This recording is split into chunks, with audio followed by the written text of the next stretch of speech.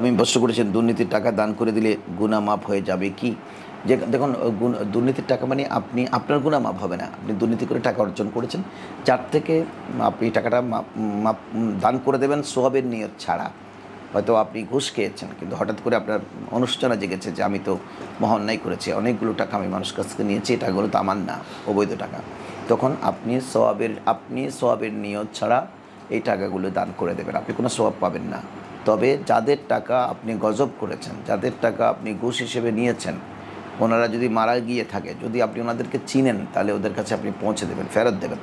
যদি ফেরত দিতে না পারেন, তাকে হলো আপনি চট্টগ্রামে থাকেন, বরিশালের এক মানুষ থেকে ঘুষ নিয়েছেন, উনি কিন্তু ঘুষটা দিয়ে কাজটা উদ্ধার করে সে বরিশাল চলে গিয়েছে, তো আপনি তাকে আর খুঁজে পাবেন না। তখন আপনি যে দান সদকাটা করে দেবেন, ওনার টাকা, যার টাকা আপনি ঘুষ নিয়েছিলেন, এই টাকাটা সদকা করবার কারণে ওই লোকটি কবরে সওয়াব পাবে। যেই লোকের টাকা আপনি জুলুম করে নিয়েছেন, আপনি কোনো কিছু পাবেন না। কারণ যিনি দুর্নীতি করেছেন, উনি ওখান থেকে সরে আসতে হলে, তবাই নসুয়া করতে হলে, দুর্নীতি দিয়ে যত কিছু করেছেন, আপনি একটা বিল্ডিং করেছেন, বিল্ডিংটা বিক্রি করে দিয়ে সওয়াবের নিয়ত ছাড়া দান করে দিতে হবে। যত টাকা ব্যাংকে রেখেছেন সব এফডিআর ভাঙিয়ে সওয়াবের নিয়ত ছাড়া দান করে দিতে হবে, আল্লাহর রাস্তে দিয়ে দিতে হবে। দিয়ে দেওয়ার পরে যাদের টাকা আপনি ঘুষ হিসেবে নিয়েছিলেন, তারাই সওয়াব পাবে, আপনি কোনো সওয়াব পাবেন না। এরপর আল্লাহর কাছে আপনি তওবা করতে হবে যে আল্লাহ, আমি দুর্নীতি অর্জিত সমস্ত সম্পদ এবং টাকা আমি তাদের পক্ষ হয়ে আল্লাহর পথে গরিব দুঃখী মেহনতি মানুষকে বিলি করে দিয়েছি, এখন তুমি আমাকে ক্ষমা করো, আমি তওবা করছি, আমি বুঝতে পেরেছি। তওবা নসুহা করবার তখন আপনার জন্য সুযোগ আছে, আল্লাহ চাইতো তখন আপনাকে আল্লাহ মাফ করে দেবে।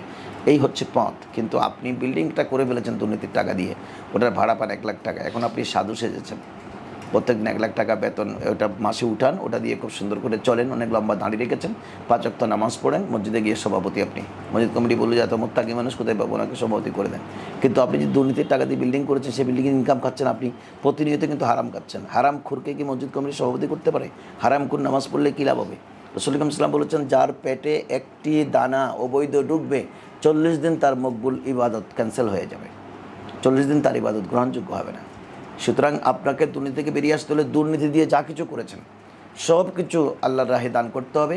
যাদের কাছ থেকে টাকা গজব করেছেন, তাদের পক্ষ হয়ে আপনি কিন্তু কিছু পাবেন না। তারপরে আপনি তওবা করে আল্লাহর কাছে ফিরে আসলে আল্লাহ চাহে তো আপনাকে মাফ করতে পারবে। মাফ করবেন সেটা কোনো গ্যারান্টি নাই, কিন্তু আপনি অন্যই বিনয় করে যদি তওবা সত্যিকারে করতে জানেন, তাহলে কিন্তু আল্লাহ মাফ করতে পারেন, কারণ আল্লাহ রহমান রহিম, গফুর রহিম। আশা করি আপনি বিষয়টি বুঝছেন। আপনাকে অসংখ্য ধন্যবাদ আমাদের সঙ্গে থাকবার জন্য।